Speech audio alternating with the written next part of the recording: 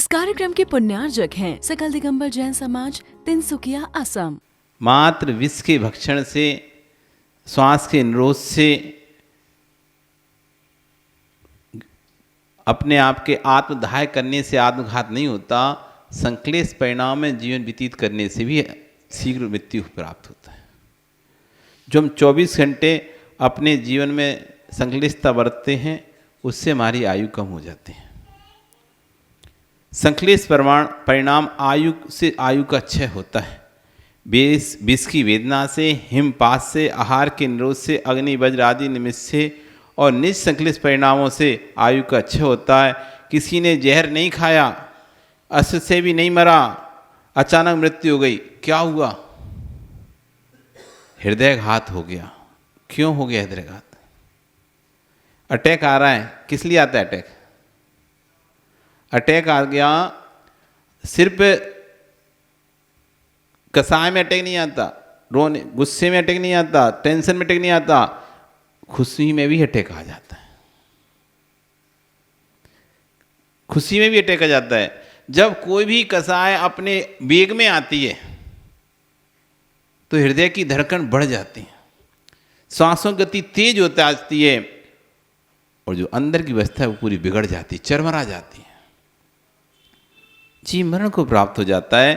असमय में जाने से परिवार की व्यवस्था तो भंग हुई है, परंतु परिणामों की व्यवस्था भी भंग होने से भविष्य की आयु की व्यवस्था भी भंग हो गई इसके। जितना हो सके अपने जीवन में ज़्यादा कुछ नहीं करो, इतना ही करो आप अपने परिणामों की रक्षा कर पाओ।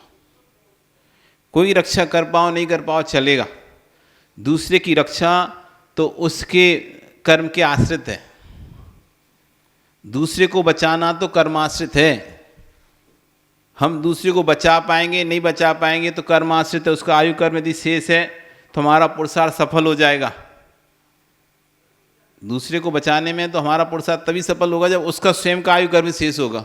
यदि उसका आयु कर्म अब शेष हो गया, कुछ बचा नहीं है, तो हमारा कितना भी पुरुषार्थ हो, चाहे कितना भी अच्छा डॉक्टर हो, कितना भी खून चढ़वा दिया जाए, कितना भी ऑपरेशन करा दिया जाए, वो पुरुषार्थ नहीं होगा। तो कह रहे हैं दूसरे की रक्षा तो उसके कर्माश्रित है, लेकिन हमारे परिणामों की रक्षा कर्माश्रित नहीं है। कर्म का उदय आने पर फल भोगना पड़े ये कोई जरूरी नहीं है। कर्म का उदय आने से उसका फल भोगना पड़े ये कोई नियामक नहीं है। हम चाहें हम कर्म का फल भोग भी सकते हैं, हम चाहें तो उस कर्म का फल नहीं भी भोग सकते हैं। हमारे हाथ में कर्म का उदय हमारे हाथ में नहीं है, लेकिन कर्म के उदय में हर्ष विषाद हमारे हाथ में। आपके सिर में पीड़ा हो रही है, आपके सिर में महेंद्र जी पीड़ा हो रही है, क्या करोगे आप? क्या करोगे? बेटे को बोलोगे भैया सिर में पीड़ा हो रही है, दवाई लेके आओ, वो दवाई ला देगा, आप दवाई खा लोगे, पीड़ा शांत नहीं। अब क्या करोगे? दवाई खा ली, अब क्या करोगे? भोगना पड़ेगा ना। अब इसमें दो ऑप्शन हो सकते हैं, आप रो, चिल्लाओ, गुस्सा करो, चीज़ें तोड़ो फोड़ो। अब सिर दर्द हो रहा है तो चिड़चिड़ करो, या फिर शांति से आंख बंद करके बैठ जाओ। आप चाहो, दर्द हो रहा है, आपको पीड़ा हो रही है, तो आप दूसरों पर चिल्ला सकते हो, और चिल्लाते ही देखती हैं। जब हमें ज़्यादा कोई दर्द पीड़ा तो कोई कुछ बोलता है तो हम चिल्लाने लगते हैं, झुलझुलाते रखते हैं, चिड़चिड़ करने लगते हैं, चिढ़ने लगते हैं, और एक प्रकार से दूसरे पर गुस्सा करने लगते हैं। अब आपके ऊपर है, असाता कर्म का उदय तो आया। पूर्व में आपने जो असाता कर्म का बंध किया था द्रव्य का, उस कर्म का उदय आपका आ चुका है। अब उसमें आप उसके उदय में अब आपके पास ऑप्शन है, आप चाहो तो शांति से आंख बंद कर कर उस पीड़ा को वेदन करो कि देखो पीड़ा ये होती है, मैं इस पीड़ा का वेदन कर रहा हूं। आज एक छोटे से दर्द की पीड़ा को देखो, हम उस चाहे तो उस पीड़ा को गे बना सकते हैं।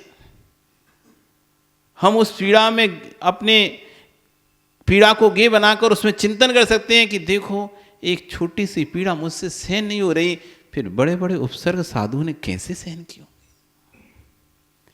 एक छिट में थोड़ी सी दर्द हो रहा है, थोड़ा सा सिर दर्द हो रहा है, मेरा सिर फटा जा रहा है, मैं ऐसा लग रहा है मैं क्या कर लूं, तो कैसे वो गज कुमार मुनिराज के ऊपर जब सिगड़ी रखी गई होगी, कैसे वो सहन कर रहे होंगे। कैसे उन पांडवों को जब गर्म कड़े लोहे के पहनाए जा रहे होंगे, तब वो कैसे सहन कर रहे होंगे।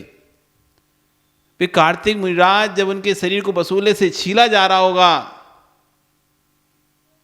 तब कैसे उसको सहन कर रहे होंगे। वे गुरुदत्त स्वामी जिनको आग लगाई जा रही है, वे कैसे उस पीड़ा को सहन कर रहे होंगे। वे चिल्लाती मुनिराज जिनकी आंखों को चीलों ने निकाल दिया, वे कैसे उस वेदना को सहन कर रहे होंगे।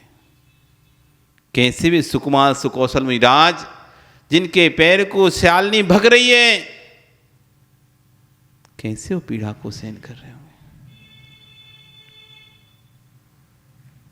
उस पीड़ा को गे बनाओ। इतनी सी पीड़ा मुझसे सहन नहीं हो रही, इतना सा दर्द मुझसे सहन नहीं हो रहा, वो दिगंबर मुनिराज कैसे केशलोंज का दर्द सहन करते होंगे। एक सिर में थोड़ा सा दर्द मुझे बेचैन कर रहा है। अब आप चाहें तो इस तरह का चिंतन करके उस पीड़ा को गे बना सकते हैं, और उस पीड़ा को जैसे ही गे बनाएंगे, थोड़े समय बाद आपको पता चलेगा पीड़ा आपकी गायब हो जाएगी। क्यों? आप असाता में असातित नहीं हुए, आप असाता में संक्लेशित नहीं हुए, तो नवीन असाता का बंध नहीं हुआ आपको। हम उसी असाता में संक्लेश हो जाते, घर में विपरीत व्यक्ति मिल आ गया, ऐसी बहू आ गई, पूरा घर शांति से चलता था, 3 भाई 4 भाई शांति से रहते थे, अभी तक 3 बहुएं आई, अच्छे से घर चल रहा था, बढ़िया से घर चल रहा था, लेकिन जैसी चौथी बहू आई, ऐसा कलह मचा, ऐसा कलह मचा घर में, सब न्यारे न्यारे हो गए। रोज लड़ाई झगड़ा हो रहा है, रोज लड़ाई झगड़ा हो रहा है। अब इस समय आप अपने परिणामों को देखो कैसे होंगे।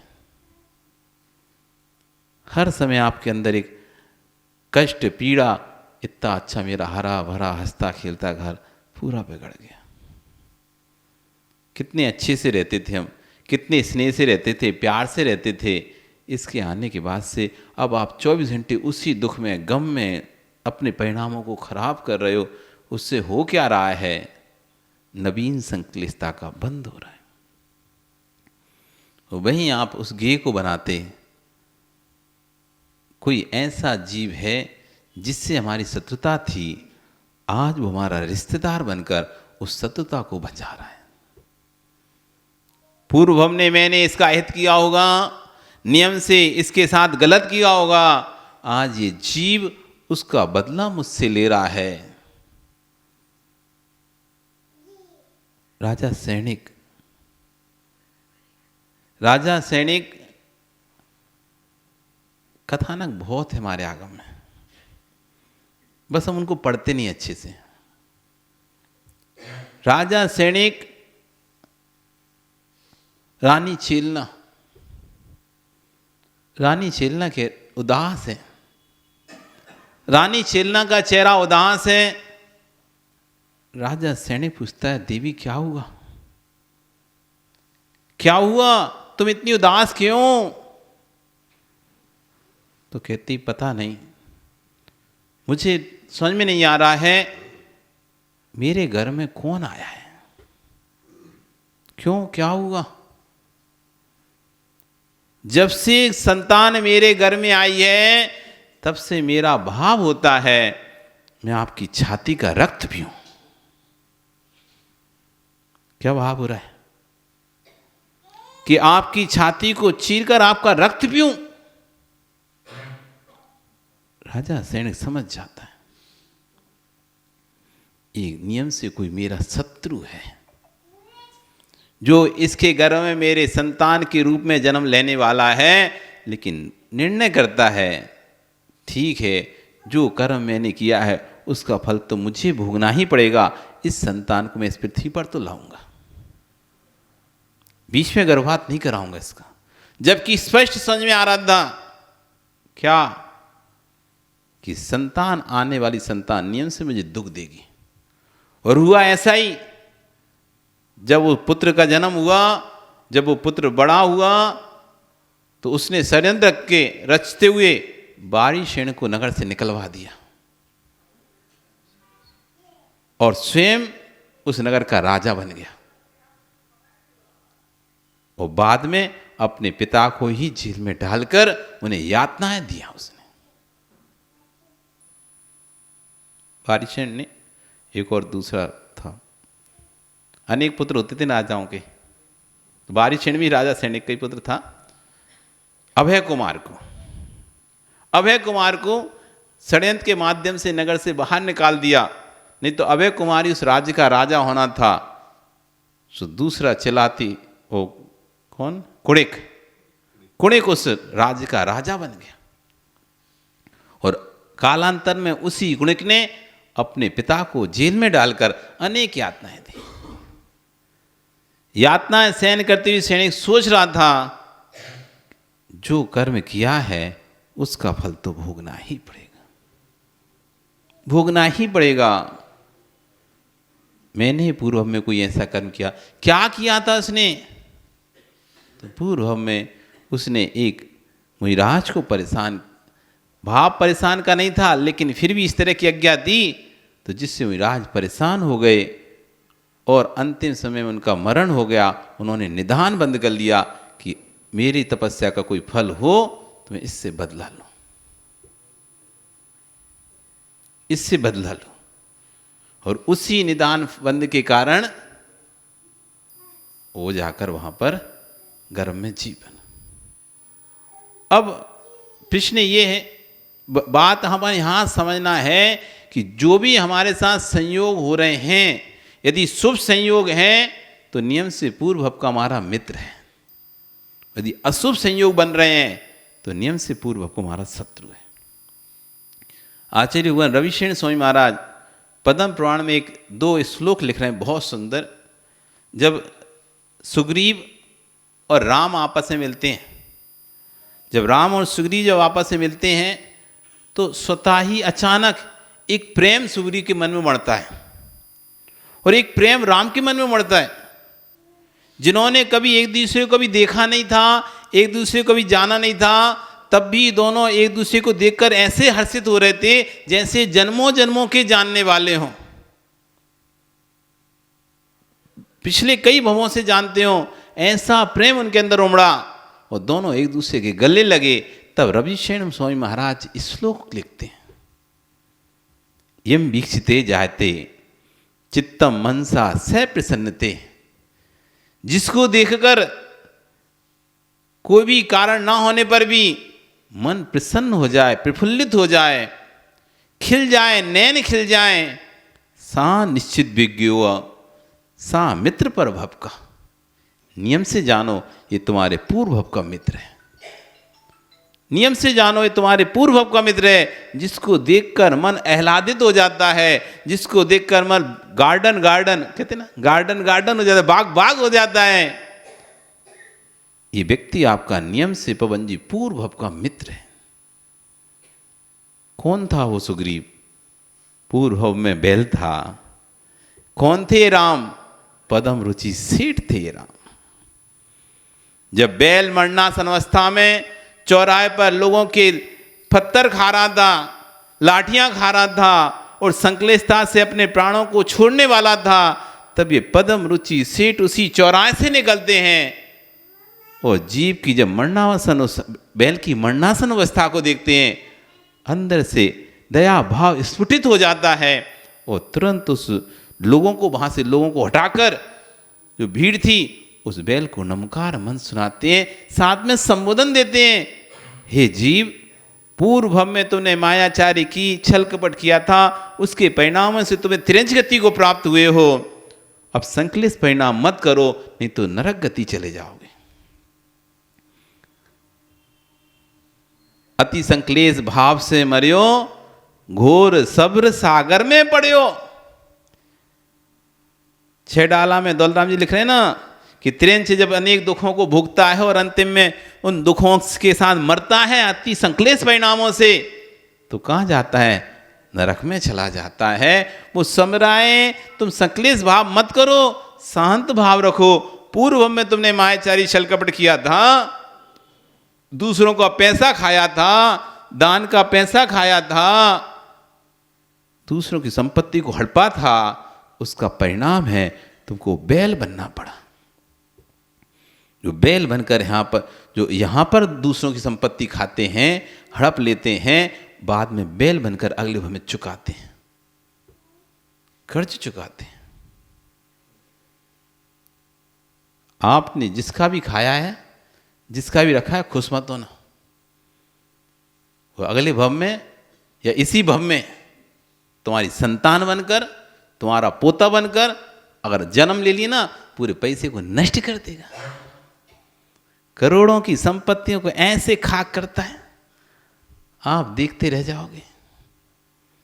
कौन है ये जिसका तुमने पूर्व में लेके दबा के रख लिया था, अब वो तुम्हारे पोते के रूप में या संतान के रूप में ये जीव ने जन्म लिया है। अब तुम रो रहे हो, बिलख रहे हो, तड़स रहे हो कि भैया क्या करें, बेटी को कैसे करें, दुनिया से कर्जा लेकर ये पूरा नष्ट कर दिया, घर नष्ट कर दिया, परिवार नष्ट कर दिया। कौन है जीव जिसका हमने पूर्व में लिया था, इस भव में अब चुकाना पड़ रहा है। इसलिए जिन जिन ने मंदिर का पैसा दान के रूप में लिखवा रखा है अपने सिर पे, भैया जल्दी दे देना। ऐसा ना हो आयु निकल जाए और तुम पैसे के बिना दिए मर गए ना, अगले भव में फिर बैल बन के चुकाना पड़ेगा। जहां भी जन्म लोगे तो वहां कोई ऐसी संतान जन्म लेगी तुम्हारे घर में, वो सारा पैसा कमाओ, कितना कमा रहे हो, जितना कमा सको कमाओ कमाओ कमाओ, गधों जैसे कमाओ, वो राजाओं जैसे लुटाएगी। तुम गधों जैसे कमाओ, वो राजाओं जैसे लुटाएगी। इसलिए भैया मत लेके जाना। आगम में स्पष्ट है, जो दान की राशि दिए बिना मर जाता है अथवा दान की राशि को नहीं देने के भाव रखता है और नहीं देता है, ऐसा व्यक्ति 60,000 वर्ष तक विष्ठा में कीड़ा बनता है। जो निर्माल का सेवन करता है, दान राशि मंदिर की राशि बोलने के बाद वो वर्षों वर्षों तक उसको व्यापार में उपयोग करता रहता है। एक तो परिस्थिति नहीं है इसलिए नहीं दे पा रहा, और एक इसलिए नहीं दे रहा अभी व्यापार का सीजन का समय, मंदिर में क्या जरूरत है, जब होगी जरूरत तब दे देंगे, अभी तो कोई जरूरत है ही नहीं मंदिर में। सो व्यापार लगाते भी तो आराम से करते हैं व्यापार खूब, फिर देखेंगे दे देंगे, कौन हम भागे जा रहे हैं। आदमी भाषा तो ऐसी रहती है। तुम लेने जाओ किसी से, किसी ने बोली शिक्षा से ली थी, किसी के दबाव में तो ली नहीं थी, किसी ने कहा तो था नहीं, उधारी तो थी नहीं, अब उससे लेने जाओ तो कहता है भागे थोड़ी ना जा रहे, दे देंगे, खा थोड़ी ना रहे मंदिर का पैसा। भैया तुम किस पे तोहमत दिखा रहे हो? तुमने स्वयं तो शिक्षा से लिया था, उस समय तुमने ये नहीं सोचा था क्या कि देना पड़ेगा? उस समय तो अच्छे अच्छे ले लिया, अब आ रहे यार देना पड़ेगा, इतना पैसा देना पड़ेगा, अब लग रहा है इतना पैसा देना पड़ेगा। सो अब तुम उससे घुमा रहे हो ऐसे, थोड़ा थोड़ा करके दे देंगे, थोड़ा थोड़ा करके दे देंगे, 10 हज़ार करके दे देंगे, 20 हज़ार करके दे देंगे, अब हम इकट्ठा तो नहीं देंगे, ऐसे ऐसे करें। तो जब ले रहे थे तब इस बात को समझ में नहीं आया था क्या कि पैसा बोली लगा रहे तो देना भी तो पड़ेगा। इस कार्यक्रम की पुण्यार्जक थी सकल दिगंबर जैन समाज, तिनसुकिया, असम।